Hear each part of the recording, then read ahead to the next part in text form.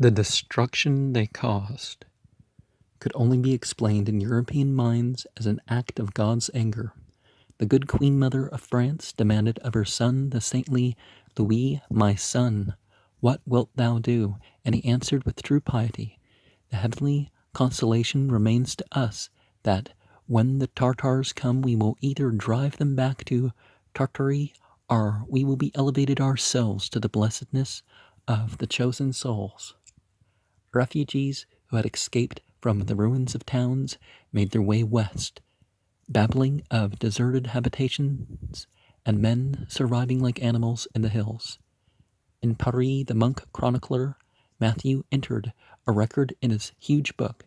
Swarming like locusts over the face of the earth, they have wrought terrible devastation to the eastern parts, laying it waste with fire and carnage.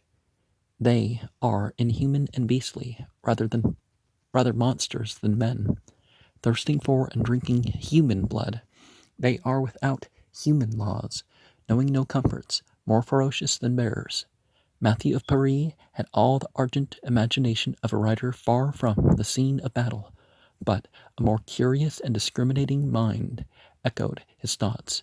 Frederick of Hohenstaufen, then Emperor of Germany, addressed a warning that was an appeal to France, that nurses an intrepid soldiery, to warlike Spain, to England, powerful in its men at arms and ships.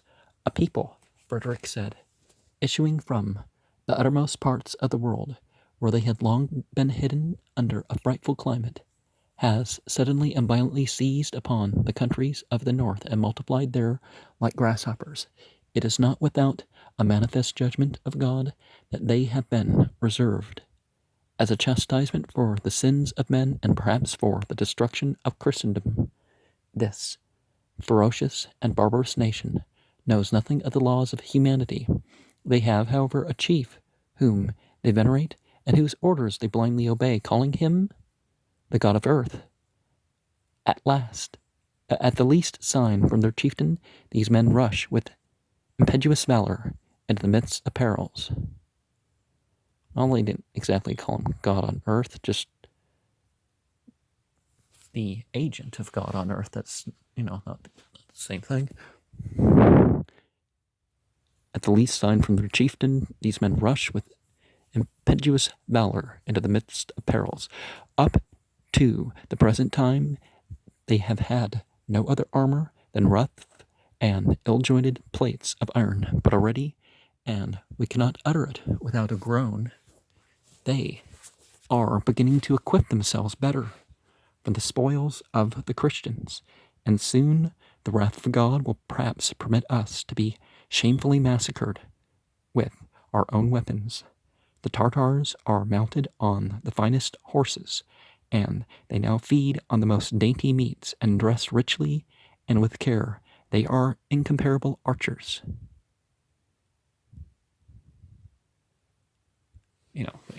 They need something better than my faith is better than their faith. They need, have it be more about, that these are invaders, Frederick, head of the Holy Roman Empire, and closest to the line of the Mongol advance, was the one to urge an alliance of the European princes against the invaders. He was the temporal head of Christendom, as the aged Pope Gregory IX in the Lateran Palace was the spiritual head. Together they could have collected forces that might have withstood the Mongol attack. Refugees from the conquered area were crowding into the valleys of Bohemia and into northern Italy, while the luckless Bela sent appeals for aid from his hiding place to both courts. But the Pope and the Emperor were locked in their long strife for supremacy. Frederick, aware of the peril of the Mongol advance, of those matters we have been informed for a long time, he observed in June 1241 of the Vulgar Era, suggested a truce. The papal powers would have no truce. Gregory made the gesture of allowing a crusade to be preached against the Mongols. He had already preached a crusade against Frederick and said that he grieved for the Hungarians. His wealths spread the rumor that Frederick's envoys had been seen among the Mongols and that the emperor himself must have summoned the invaders into Europe. A rhyming commentator of the day wrote, Emperor Frederick, by his act, made them come to attack all Christianity. With the papal forces determined to carry on the civil war, Frederick refused to move against the Mongols. If I march against the Tartars, he said bluntly, I will expose my own states to attack. After pacifying Italy, I will march against the invaders. To envoy Abella, who besought him for aid, the aged Gregory answered, if Frederick, who calls himself emperor, returns with a contrite heart to obedience to the Mother Church, that will allow you to be aided. And Matthew of Paris lamented, great was the anger of God toward the Christians to permit such feuds to be. Well, their own sectarian fighting was more directly their own wrath against each other, and Christian unity wasn't too important to them, obviously. In July, Frederick wrote to his brother-in-law, Henry III of England, if the Tartars penetrate into Germany and find no barriers to their progress there, other nations will suffer from the terrible scourge. Use your diligence, therefore, in giving aid, for this people, the Mongols, have left their own country, intending to subdue all the West and to destroy the faith and name of Christian. Well, that wasn't exactly their point. As we find with other groups, they were okay with that part. The summer was passing without an adequate defense being prepared against the Mongols. Two Swabian barons, obedient to Frederick, led a force of some 4,000 men at arms eastward and checked an exploring detachment of Mongols. Yaroslav of Sternberg brought 500 Bohemians to the defense of the strong city of Olmütz. Sternberg, an experienced captain, kept the people of Olmütz within the walls and kept the Mongols out, making one sortie at night and killing a number of the invaders. But the Mongols made no attempt to besiege Olmütz. Then, in August, the aged Gregory died, leaving Europe without a pope. The conflict between the religious and civil power ceased in Italy. Meanwhile, the Mongols began to assemble their commands to resume their march westward across the Danube, with no European army in the field to oppose them.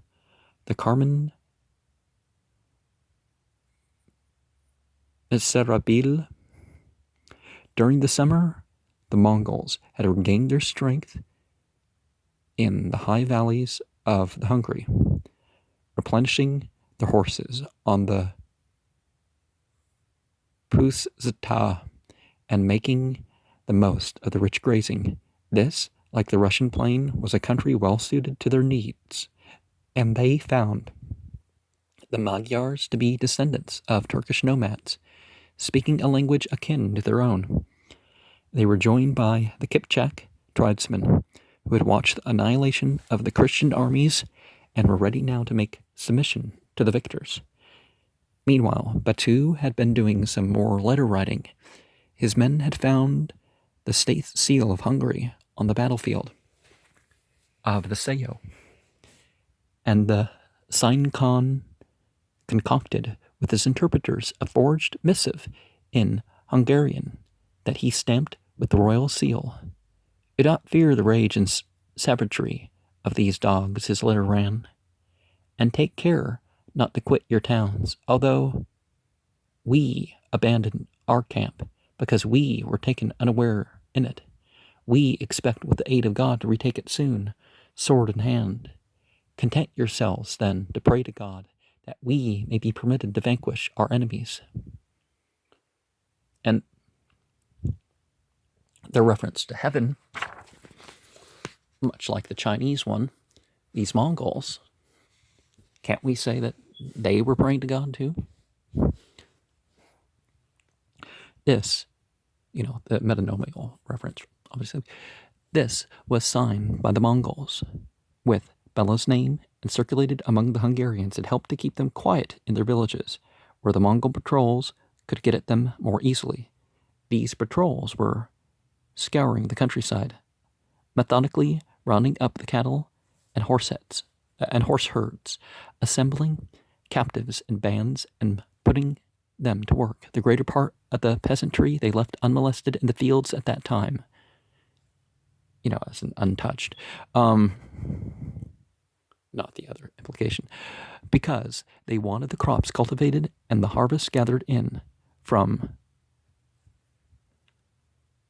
Moravia to Transylvania. The same systematic gardening of supplies and liquidation of the people went on. A certain Roger Cannon of Varadin left an account of his hide-and-seek with death that summer in his Carmen Miserabile. While the Tartars sacked Varadin, Roger relates, I hid in a neighboring forest. I escaped that night to Pont Thomas, a German town on the river Coerowesch, and thinking myself still in danger,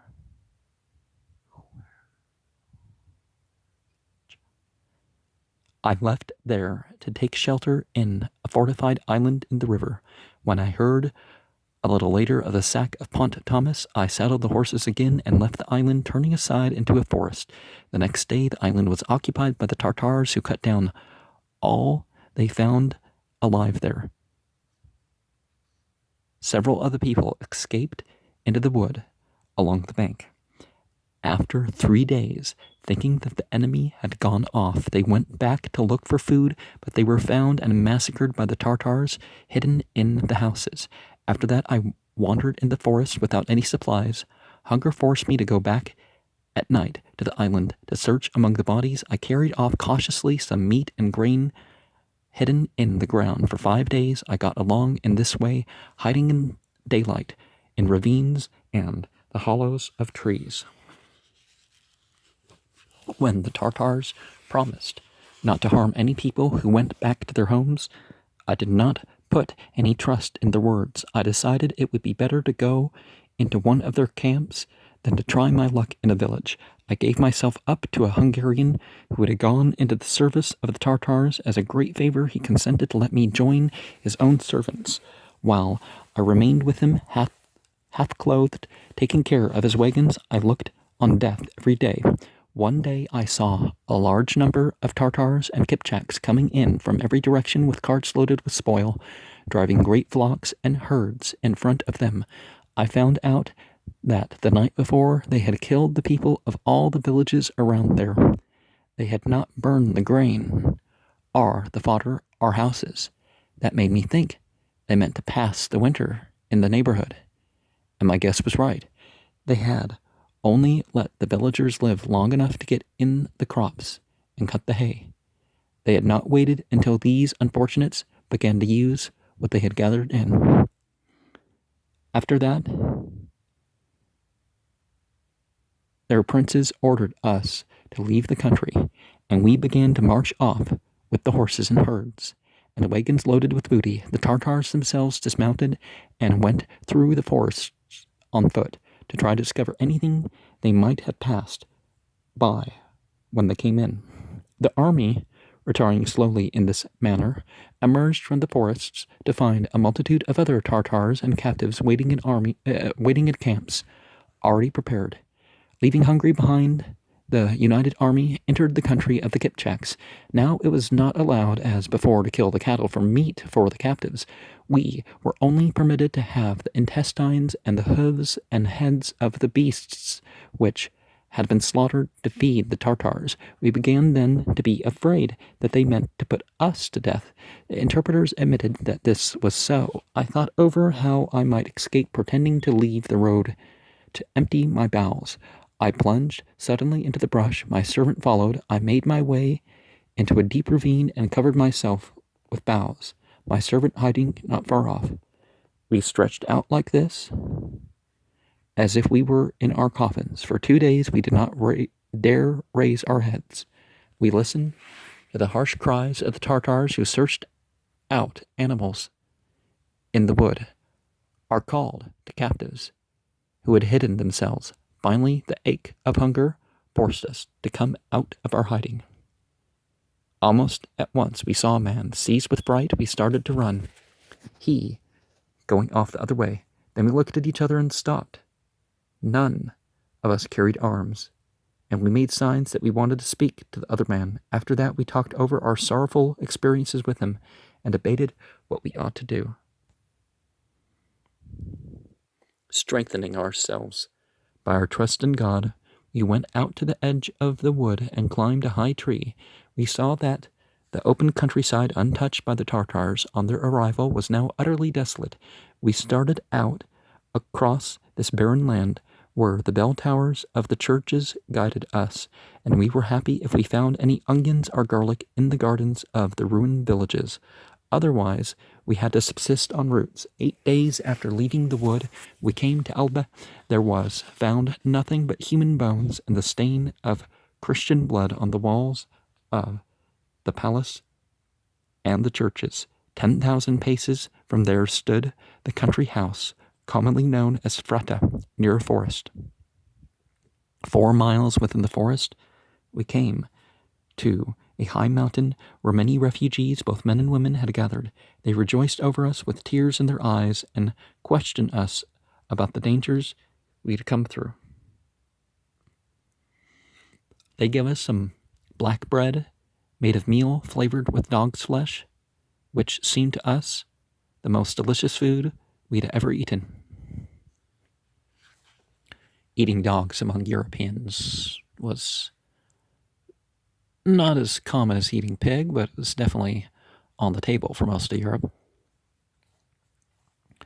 We stayed a month in this place, not daring to leave it, but we sent out often to try to find men farther off, to learn if the Tartars had not remained somewhere in the country, for we feared always that their withdrawal was only a pretense, and that they would return to kill those who had escaped their savagery. Although the need for food forced us to go down continually to the villages that had once been inhabited, we did not leave our refuge. Actually, until after the return of Bela, our king. Roger's story was that of 500,000 survivors of the invasion, and by degrees these men, physically weakened by their hardships, began to lose hope of resistance.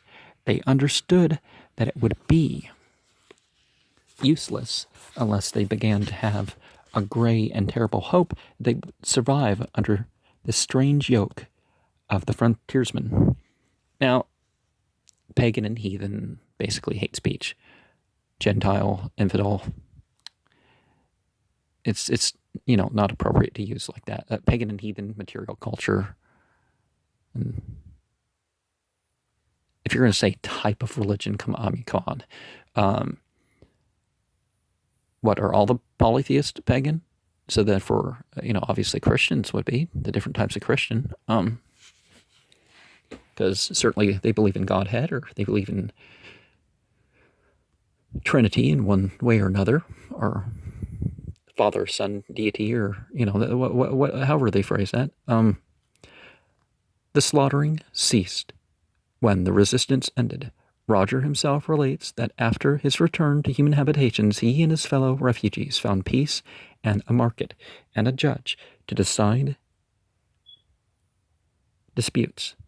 Other chroniclers testify that the Magyar men brought their daughters in to these markets to exchange them for cattle and meat. The Mongols found the Magyar girls desirable and not very different from their own women.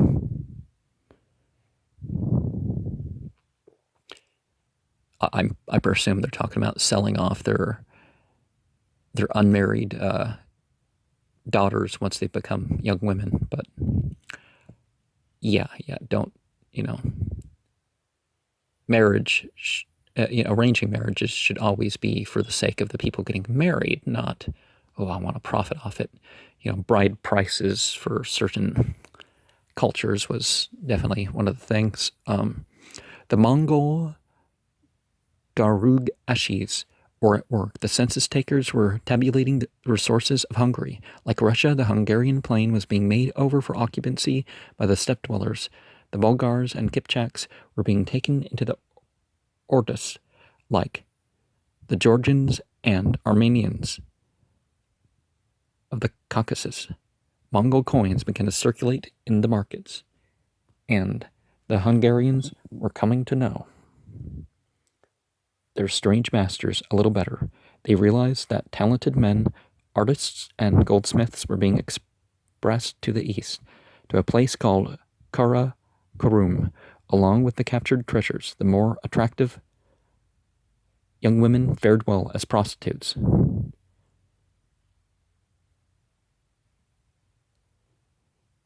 The Mongols no longer destroyed churches, for the walled monasteries and cathedrals had been centers of resistance, and they had been burned in the attack, because burning was the simplest way to get rid of them. True commanders of the Christians had been put to death in an unusual way, being suffocated in felt cloths. But this was because the steppe dwellers did not desire to have a brave man lose his blood. They wanted him to serve them, intact in another life. Batu had ordered the right ears of all the Christian dead at Liegnitz to be cut off. This, however, was their way of taking a rough toll of the casualties. Wealthy captives were tortured at times to make them confess where they had hidden their riches, whether real or imaginary. This practice Roger and his fellows knew was not confined to the Mongols in that age. It became increasingly clear to the Hungarians that so long as they paid the tithe to the invaders and the agents of the Mongols provided them with coins to pay this tenth and served in the requisitioned work, they could enjoy peace, if not security. It was the first experience of Western peoples with the nomad peace that forbade conflict between the subjects of the Great Khan. After what they had witnessed, Roger and his mates were slavishly willing to obey commands. They whispered among themselves that if a man obeyed, he was safe. Not so the Poles and Germans, for it was the custom of the Mongols to preserve everything that might be useful to them in the conquered areas, even to the carts and human beings, but to obliterate life in the next zone that resisted them. In this way, they created an artificial desert along their frontier. This devastated area would not sustain an army, they thought, advancing to attack them. Although the Hungarians did not realize it, they were being taken into the Mongol yoke, while the zone destined to be destroyed would be immediately east of them across the Danube. A strange tenacity, this, a survival of the nomad instinct to safeguard themselves against the unknown forces of the world. These steppe dwellers of a generation before were appropriating everything that might be useful to them and drawing it homeward with them. As beavers drag sticks to a dam, they were taking not gold or gleaming jewels, but the linens woven in Europe, and the best iron, the brains of educated men, and they prayed that they might have the souls of the talented dead. These steppe dwellers were moving stubbornly and, at the moment, irresistibly toward the sun. When he received a summons from the Mongols to submit, Frederick laughed and said that he might be qualified to serve as a keeper of the great Khan's falcons, ice on the Danube. At the end of autumn, frost gripped Middle Europe. Snow began to close the roads over the mountains. The harvests were all stored under roofs, and Subutai was ready to begin the winter campaign. He chose the winter, as in Russia, because the larger rivers could be crossed on the ice, and because hostile mobilization would be hampered by the snow. But he moved slowly, his eyes on the west. No armies, apparently, had gathered there to resist him. Certainly his occupation of the Danube had gone unchallenged, and when puzzled, he became cautious. He thrust out 2 columns, one to the north under Batu, the other toward Venice under the young Tuman Bashi. Kadaan, the same who had commandeered the 600 drunken Germans at Rudan that spring, faced by the ice-bound Danube, Batu made a test of the ice without risking his own men on it. His advance guard drove a large herd of cattle down to the edge of the river and withdrew, leaving the animals there. After 2 days, the Europeans on the other bank ventured across to gather in the great herd and drive it to their side of the river. And Mongol scouts, watching from the heights, saw that the ice held this multitude safely, whereupon, on Christmas Day, as it happened, the Mongol horsemen were to cross it. They headed toward the great city of Gran, where French and Lombard merchants gathered with the citizens behind the wooden walls. Instead of excavating the place, bringing up 30 catapults, the Mongol engineers battered a way through the walls, and Gran was taken before its people realized the siege had begun. The merchants set fire to their wooden warehouses, but the Mongols, angered by this destruction of useful goods, burned them over slow fires to make them confess where they had buried their other valuables. 300 noble-born Austrian and Hungarian women were taken in one building. They put on their court garments and asked to be brought before Batu, pleading with him that they were willing to become slaves and serve the Mongols. Instead, Batu ordered them to be stripped and then killed. Their rich garments, unstained by blood, were carefully preserved. With Gran smoking behind them, the Mongol advance guards circled Vienna and pushed on as far as Neustadt. They were checked by an army of Bohemians and Germans, and Batu turned south to join Kadaan, Subutai remaining on the Hungarian side of the Danube, with the mass of Mongols waiting for the German or Italian armies to materialize in force. One detachment passed along the edge of the Tyrol as far as Udine, at the end of the Adriatic, within a short distance of the Venetian lagoons. The Mongols were filtering through the new line of defense, as they had penetrated Poland in February, feeling for the centers of resistance. Meanwhile, Kadaan had been pursuing a monarch. The Mongol spy service had discovered that Bela, king of the Hungarians, had survived the Holocaust at the Sayo, and by Mongol custom, the ruler of a hostile nation was to be put to death.